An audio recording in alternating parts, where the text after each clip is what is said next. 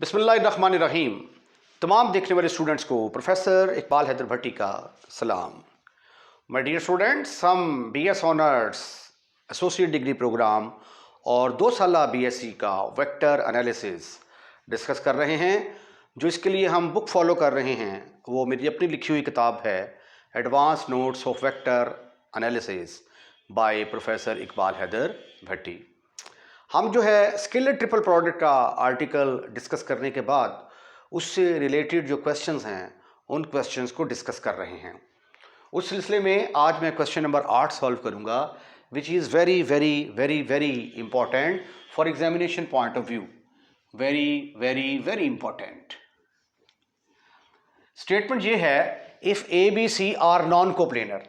जब हम ये कहते हैं कि A B C non coplanar हैं तो इसका मतलब ये हुआ कि इनकी स्केलर ट्रिपल प्रोडक्ट जीरो के बराबर नहीं है। जीरो के बराबर नहीं है इसका मतलब ये हुआ कि A B C scalar triple product को ऐसे भी लिखा जा सकता है, this is not equal to zero. अब चूंकि ये जीरो के बराबर नहीं है तो जो चीज़ जीरो के बराबर नहीं होती उसके साथ हम डिवाइड कर सकते हैं।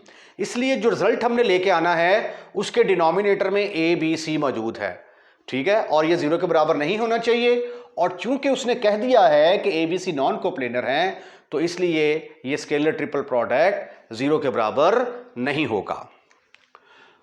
अगर तीन वेक्टर नॉन कोप्लेनर हैं, मतलब ये देखें, ये मैंने जो इससे पिछला क्वेश्चन था क्वेश्चन नंबर 7, उसके अंदर भी ये मैंने आपको बात समझाई थी कि अगर मेरे पास ये एक वेक्टर है ए 1 0 0, जिसको आप आई वेक्टर भी कहते हैं ना, ये बी एक दूसरा वेक्टर है 0 1 0 एंड सी इज अनदर 1 0 0 1। ये तीन वेक्टर हैं, ये तीनों वेक्टर नॉन कोप्लेनर हैं। ये दो तो एक प्लेन में लाई कर सकते हैं, ये दो एक प्लेन में लाई कर सकते हैं, ये दो एक प्लेन में लाई कर सकते हैं, तीनों एक प्लेन के अंदर लाई नहीं करते, क्योंकि जो सिचुएशन बनती है वो कुछ इस तरह की होती है। ये देखें, इस तरह की ये तीनों वेक्टर आपस में क्या होंगे, तीनों वेक्टर आपस में परपेंडिकुलर। इसको आप आई कह दें, ये जे और ये के, या इसको कह दें ये वेक्टर ए है, ये बी है और ये सी है। ये तीनों वेक्टर नॉन कोप्लेनर हैं। अगर वेक्टर नॉन कोप्लेनर हो तो कोई भी वेक्टर जो है आर वेक्टर मैं सपोज कर लेता हूं 2 3 4 के बराबर है, ठीक है, तो फिर आर को लिखा जा सकता है आर इज इक्वल टू 2 आगे 0 0 फिर 0 3 0 फिर 0 0 4। इसको ऐसे लिखा जा सकता है। इसको जमा करेंगे ना, आप ऐड करेंगे, पहला पहले में ऐड होगा यही आ जाएगा, दूसरे वाले आपस में ऐड होंगे यही आ जाएगा।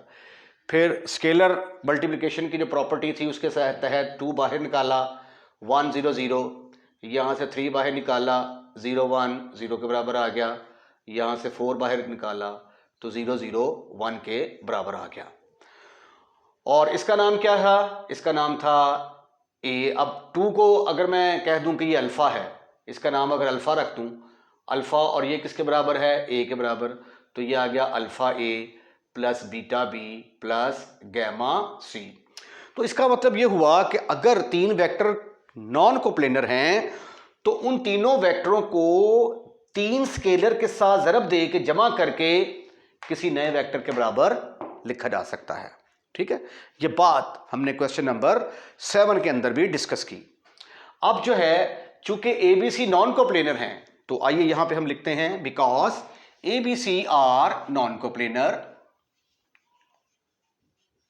ए B C are non coplanar, therefore एक बात तो कंफर्म है कि ए बी सी जीरो के बराबर नहीं होगा। देयरफॉर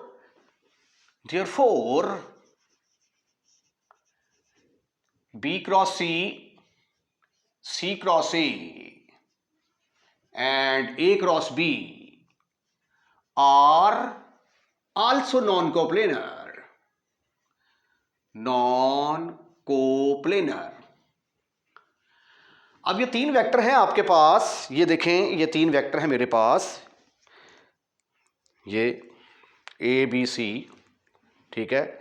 फर्ज कर लिया ये वेक्टर ए है, ये बी है, तो बी, ए और बी, ये ए है ये बी है, ए और बी के परपेंडिकुलर क्या होगा, बी क्रॉस, ये ए है ये बी, तो ये ए क्रॉस बी होगा वेक्टर। तो ये देखिए ये दो वेक्टर थे, इनके परपेंडिकुलर ये वाला वेक्टर आ गया, ठीक है। यानी फर्ज कर लिया कि इन दोनों के परपेंडिकुलर ये वाला वेक्टर आ गया, ये ए है ये बी है, ये क्या बन गया, ए क्रॉस बी। अब ये बी है और ये सी है, तो ये क्या बन गया, बी क्रॉस सी। अब ये सी है और ये ए है, तो ये क्या बन गया, बी क्रॉस सी। तो इसका मतलब ये हुआ कि अगर A B C non coplanar हैं तो फिर B cross C cross A cross B, ये भी क्या होंगे, नॉन कोप्लेनर होंगे।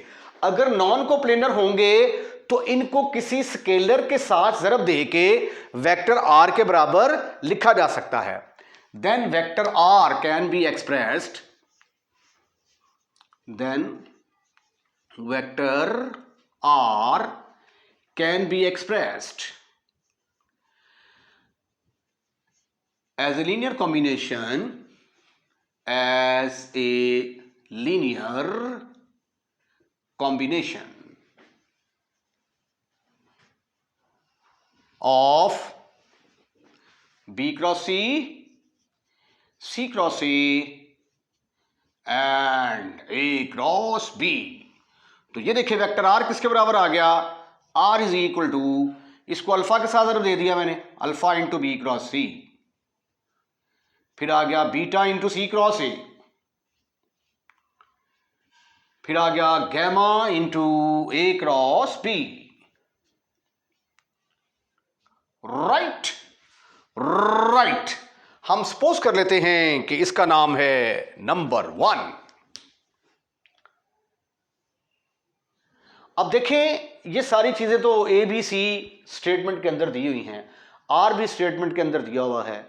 जो चीज मैंने सपोज की है वो एक अल्फा है, एक बीटा और एक गैमा। तो अब मैं अल्फा बीटा और गैमा की वैल्यूज जो हैं वो कैलकुलेट करने की कोशिश करता हूं। उसके लिए जरा देखें, जरा A dot R B cross C, B cross C, A dot R कैसे आ सकता है अगर मैं इसको ए के साथ डॉट मल्टीप्लाई कर दूं, ठीक है। तो क्वेश्चन से मैंने देखा कि मुझे ए डॉट आर चाहिए, बी डॉट आर चाहिए, सी डॉट आर चाहिए। तो यहां पे फिक्रा लिखेंगे dot multiply by A, dot multiply by A vector from left, बाएं तरफ से जो है ये मैं ए के साथ डॉट मल्टीप्लाई करता हूं। तो ये क्या बनेगा, A dot R is equal to, alpha तो स्केलर है ना, बाहर आ जाएगा, A dot B cross C, bracket close, beta scalar है, डॉट प्रोडक्ट हमेशा दो वेक्टर्स के दरमियान आएगी। ये जिस तरह ये एक वेक्टर ये दूसरा वेक्टर, इनके दरमियान डॉट प्रोडक्ट आएगी। स्केलर के साथ और वेक्टर के साथ डॉट प्रोडक्ट नहीं आती। यानी अल्फा इंटू ए लिखा होगा तो इसको अल्फा डॉट ए नहीं लिखेंगे हम, गलत, एब्सोल्युटली रॉन्ग। डॉट प्रोडक्ट दो वेक्टर्स के दरमियान आती है। अब जब आप ए के साथ इसको डॉट मल्टीप्लाई करेंगे तो बीटा तो स्केलर है, तो डॉट मल्टीप्लाई किस किस के दरमियान आएगी, दो वेक्टर्स के दरमियान।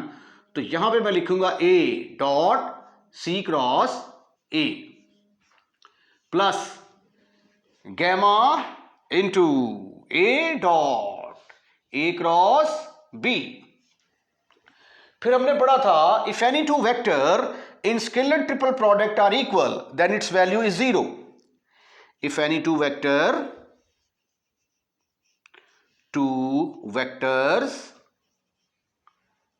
in scalar triple product, ये पेपर में नहीं लिखेंगे आप, पेपर में पूरा लिखेंगे स्केलर ट्रिपल प्रोडक्ट, पेपर में एसटीपी लिखोगे गलत हो जाएगा। if any two vector in scalar triple product are equal then its value is 0, its value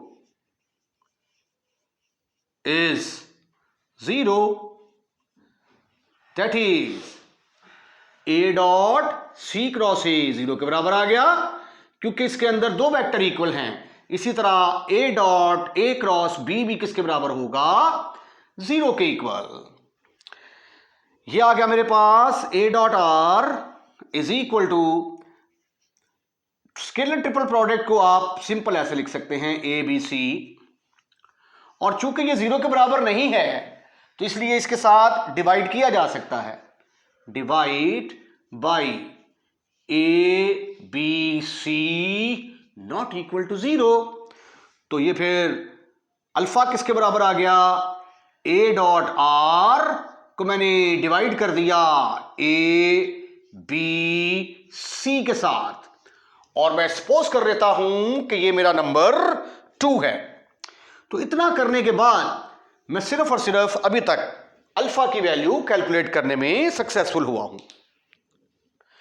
पहले मैंने ए के साथ डॉट मल्टीप्लाई किया है, इसी तरीके से अगर मैं इसको डॉट मल्टीप्लाई करूंगा बी के साथ और सी के साथ, तो मेरे पास बीटा और गैमा की वैल्यूज आ जाएंगी। तो यहां पे हम फिक्रा लिखते हैं, similarly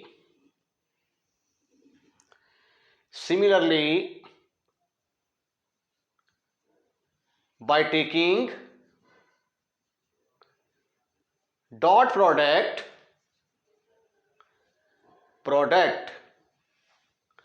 of 1 with B and C we get, जब आप 1 की डॉट प्रोडक्ट लेंगे B और C के साथ तो फिर हमें क्या मिलने वाला है?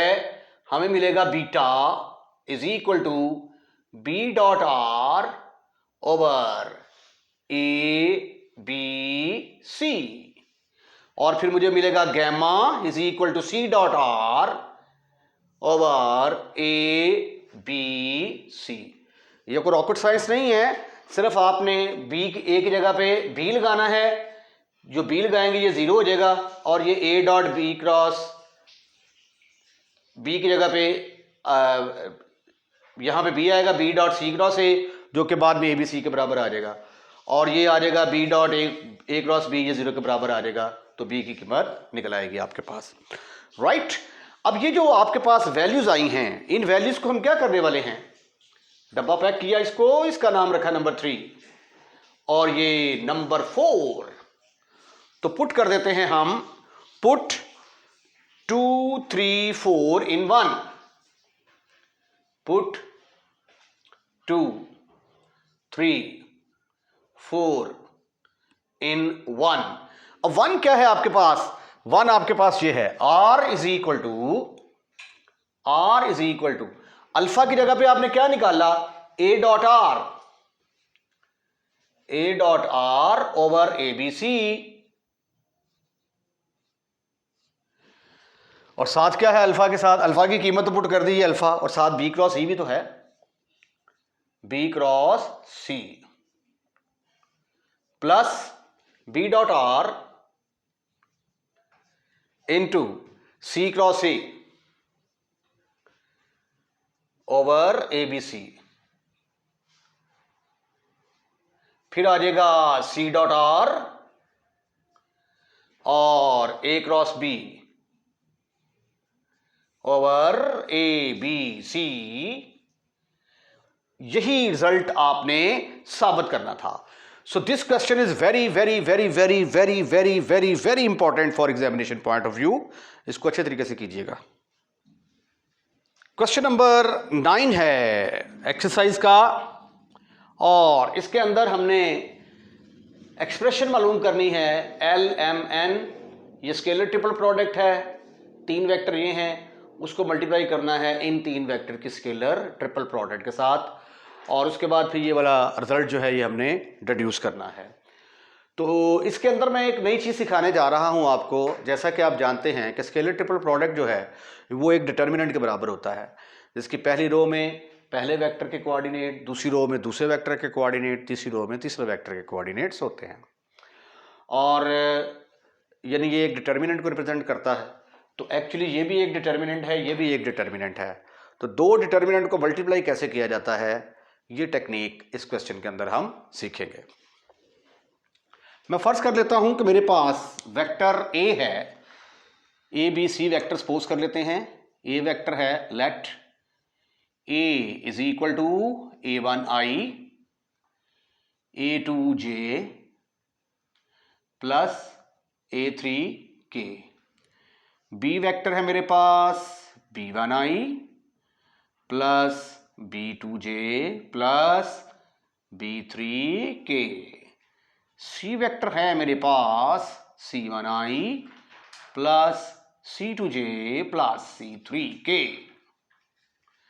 और इसी तरीके से मैं सपोज कर लेता हूं कि एल वेक्टर बराबर है l1i plus l2j plus l3k। M vector बराबर है m1i plus m2j plus m3k। और एन वेक्टर बराबर है n1i plus n2j plus n3k। ये मैंने तीन वेक्टर सपोज कर लिए, राइट। उसके बाद लेफ्ट हैंड साइड क्या है क्वेश्चन की? लेफ्ट हैंड साइड है l m n, scalar triple product in तीन वेक्टरों की और ये इन तीन वेक्टर की स्केलर ट्रिपल प्रोडक्ट। कैसे निकालते हैं स्केलर ट्रिपल प्रोडक्ट? पहले l के कोऑर्डिनेट लिखेंगे हम, l1 l2 l3। फिर m के लिखेंगे m1 m2 m3। फिर n के लिखेंगे n1 n2 n3। ये पहला डिटर्मिनेंट आ गया मेरे पास। और ये दूसरी स्केलर ट्रिपल प्रोडक्ट दूसरे डिटर्मिनेंट के बराबर होगी a1 a2 a3 b1 b2 b3 c1 c2 c3, right. अब हमने दो डिटर्मिनेंट्स को मल्टीप्लाई करना है। मैट्रिक्स के मल्टीप्लिकेशन में और डिटर्मिनेंट के मल्टीप्लिकेशन में बहुत फर्क है। मैट्रिक्स में तो हम मल्टीप्लाई करते हैं ना, ऐसे करके इस रो को पकड़कर कॉलम से मल्टीप्लाई करते हैं, लेकिन डिटर्मिनेंट के अंदर रो को रो से मल्टीप्लाई किया जाएगा। पहले पहली रो को पहली रो के साथ मल्टीप्लाई करेंगे, फिर पहली रो को दूसरी रो के साथ मल्टीप्लाई करेंगे, फिर पहली रो को तीसरी रो के साथ मल्टीप्लाई करेंगे। ये प्रोसेस करने के बाद फिर m2 के साथ भी यही सलूक किया जाएगा, दूसरी रो के साथ और तीसरी रो के साथ भी यही सलूक किया जाएगा। गौर से देखिएगा प्यारे बच्चों, पहले हम इस रो का इंतखाब करते हैं। इस रो को इस रो के साथ मल्टीप्लाई करते हैं। मल्टीप्लिकेशन का तरीका पहला पहले के साथ मल्टीप्लाई होगा, l1 a1 plus l2 a2 plus l3 a3। पहली रो को पहली रो के साथ, अब पहली रो को दूसरी रो के साथ। अब जब ये इसके साथ मल्टीप्लाई होगी तो ये आ जाएगा l1 b1 l2 b2 l3 b3। फिर इसी रो को तीसरी रो के साथ ज़रब देंगे तो ये आ जाएगा l1 c1, थोड़ा गैप देंगे, l1 c1 plus l2 c2 l2 c2 plus l3 c3। पहली रो का काम तमाम हो गया। अब जिस तरह आपने पहली रो के साथ तमाम रोज को मल्टीप्लाई किया है, आप दूसरी रो को पकड़कर तमाम रोज के साथ मल्टीप्लाई करेंगे। अब ये m इसके साथ मल्टीप्लाई होगा तो आएगा m1 a1 m2 a2 m3 a3। फिर आएगा m1 b1 m2 b2 plus m3 b3। फिर आएगा m1 c1, यानी अब मैं इस रो को इसके साथ मल्टीप्लाई कर रहा हूं, m1 c1 m2 c2 m3 c3। ठीक ठीक ठीक ठीक ठीक ठीक ठीक ठीक ठीक ठीक। अब बारी आती है तीसरी रो की। अब तीसरी रो को पहली रो के साथ मल्टीप्लाई करेंगे तो क्या आएगा, n1 a1 n2 a2 N3 A3। अब तीसरी रो को दूसरी रो के साथ ज़रब देंगे तो N1 B1 N2 B2 N3 B3। फिर उसके बाद तीसरी रो को तीसरी रो के साथ मल्टीप्लाई करेंगे तो ये आ जाएगा N1 C1 N2 C2 N3 C3। और ये था दो डिटर्मिनेंट को मल्टीप्लाई करने का तरीका। Right right. इसको थोड़ा सा आगे करके ना लिख दूं मैं इधर, L1 C1 L2 C2 L3 C3। अब ये देखें, ये तो यूं लगता है जैसे L और A को डॉट मल्टीप्लाई किया गया है। इन दोनों को डॉट मल्टीप्लाई करेंगे तो क्या आएगा, A1 L1 A2 L2 A3 L3। तो लिहाजा इसकी जगह पे मैं क्या लिखूंगा,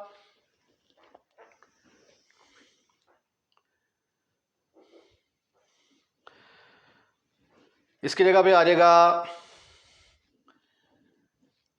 इधर आ रहा है आपका L M N into A B C is equal to, ये मेरा लेफ्ट हैंड साइड ना ही लिखें, ठीक है, इज इक्वल टू, इधर ये लिखते हैं जी आप L M N into A B C, क्योंकि हमने कौन सा लेफ्ट हैंड साइड को राइट हैंड साइड के बराबर साबित करना है। अच्छा, ये किसके बराबर आ गया, L डॉट A के बराबर आ गया, L dot A plus L dot B plus L dot C। फिर आ गया M dot A M dot B M dot C, और ये N और A है, ये N डॉट A आ जाएगा, N dot A N dot B N dot C। ये डिटर्मिनेंट आ गया जी आपके पास, ठीक है। ये वाली एक्सप्रेशन तो हमने निकाल ली। अब हमने डिड्यूस करना है ए बी सी स्क्वायर की वैल्यू निकालनी है। इसका मतलब है कि हमें एल एम एन की ज़रूरत नहीं है। तो पुट कर दें आप, एल का नाम रखते हैं आप ए, एम की जगह पे पुट कर दें बी, और एन की जगह पे पुट कर दें सी। तो ये क्या बनेगा फिर, इसकी जगह पे आ जाएगा यहाँ पे ए बी सी, और इधर भी क्या आ गया, A B C is equal to, अब एल की जगह पे क्या आएगा ए, तो ये बन गया ए डॉट ए। एल की जगह पे ए पुट करेंगे तो ये बन जाएगा ए डॉट बी। एल की जगह पे ए पुट करेंगे, ये बन गया ए डॉट सी। एम की जगह पे क्या पुट करेंगे बी, तो B dot A, B dot B, B dot C. N की जगह पे सी पुट करेंगे, C dot A, C dot B, C dot C. But A dot A किसके बराबर होता है, A dot A is equal to A magnitude का square, B dot B किसके बराबर होगा, बी मैग्नीट्यूड का square, and C dot C is equal to C magnitude का स्क्वायर। तो ये देखें, ये ए बी सी दोनों आपस में मल्टीप्लाई होंगे तो आंसर किसके बराबर आ जाएगा, ए बी सी का square is equal to, A dot A की जगह पे आ गया ए मैग्नीट्यूड का square, A dot B as it is, A dot C as it is, ये आ गया B dot A, B dot B की जगह पे आ गया बी मैग्नीट्यूड का square, B dot C as it is, C dot A as it is, C dot B as it is, C magnitude का स्क्वायर। तो ये देखें, हमने ये वाला रिजल्ट भी डिड्यूस कर दिया। तो क्या सीखा हमने इसके अंदर, इस क्वेश्चन के अंदर दो डिटर्मिनेंट को कैसे मल्टीप्लाई किया जाता है, वो आर्ट आज हमने सीखा है। Question number 10, important, but the proof is exactly on the same line as we have done in question number 9. देखिएगा जरा, पहले हम सपोज कर लेते हैं लेट वेक्टर p मेरे पास बराबर है p1i प्लस p2j, बिल्कुल वैसे ही है जैसे हमने पिछला क्वेश्चन किया है, दो वेक्टर्स को मल्टीप्लाई करेंगे। q वेक्टर मैंने सपोज कर लिया q1i plus q2j plus q3k, और r वेक्टर मेरे पास r1i plus r2j plus r3k के बराबर है। a वेक्टर किसके बराबर है? a1i plus a2j plus a3k। What is b? b1i plus b2j plus b3k। Left hand side का इंतखाब किया मैंने p क्यू आर, ये स्केलर ट्रिपल प्रोडक्ट को मल्टीप्लाई करना है क्रॉस प्रोडक्ट के साथ। स्केलर ट्रिपल प्रोडक्ट किसके बराबर होगी? पहले p के कोऑर्डिनेट आएंगे p1 p2 p3, फिर q के कोऑर्डिनेट, फिर r के कोऑर्डिनेट, ये डिटर्मिनेंट। a क्रॉस p भी एक डिटर्मिनेंट के बराबर होता है, i j के पहले लिखेंगे, फिर a के कोऑर्डिनेट और फिर b के कोऑर्डिनेट। अब इनको मल्टीप्लाई करना है तो मल्टीप्लिकेशन का तरीकाकार क्या है कि पहली रो को हम पहले इस रो के साथ, फिर इसके साथ, फिर इसके साथ मल्टीप्लाई करेंगे। इसको इससे मल्टीप्लाई किया तो ये क्या आ गया? p1i plus p2j plus p3k। इसको इससे मल्टीप्लाई किया तो ये क्या आया? p डॉट ए, p1a1 p2a2 p3a3। उसके बाद फिर इस रो को इसके साथ ज़रब देंगे p1b1 p2b2 p3b3 p2b2 p3b3। Any kind of मसला? इट इज नॉट ए मसला। अब दूसरी रो को पकड़कर पहले इस रो के साथ, फिर इसके साथ, फिर इसके साथ, जब इसको इससे मल्टीप्लाई करते हैं तो ये आ जाएगा q1i फिर q2j प्लस q3k, फिर इसको इससे मल्टीप्लाई करेंगे q1a1 q2a2 q3a3।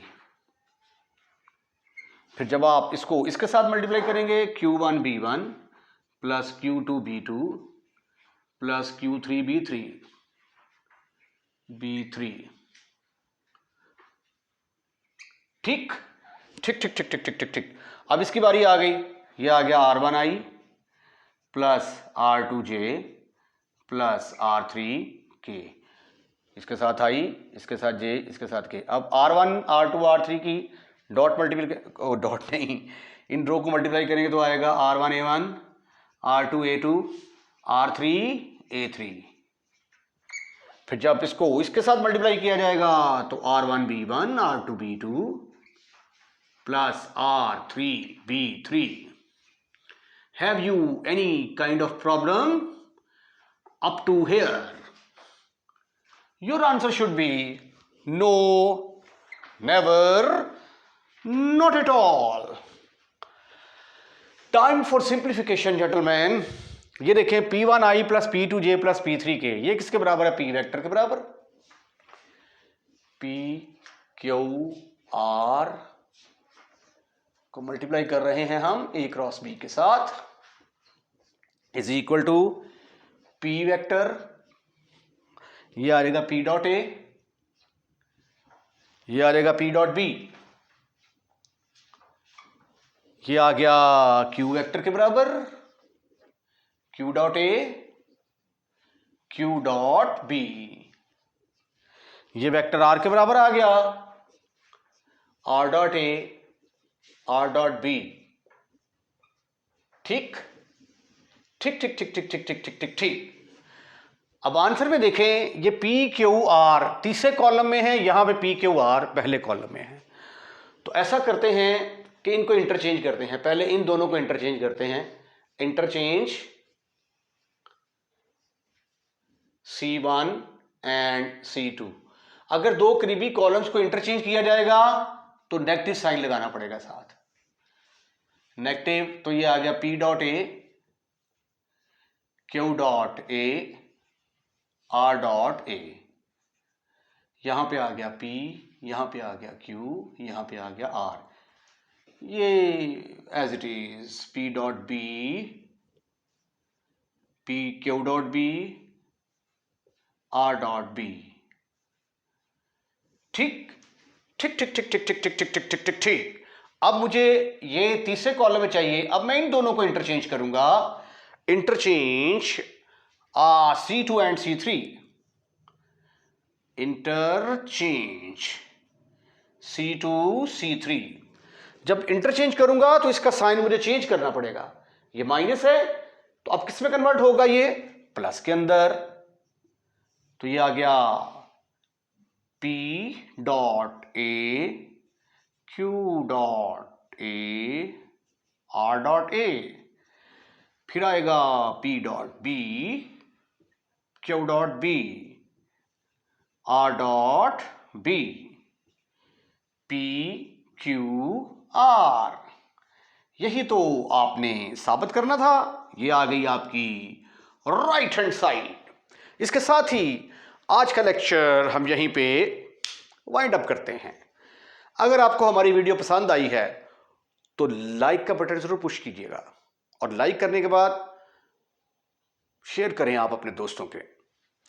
और अगर आपने हमारा चैनल सब्सक्राइब कर दिया है तो थैंक यू वेरी मच।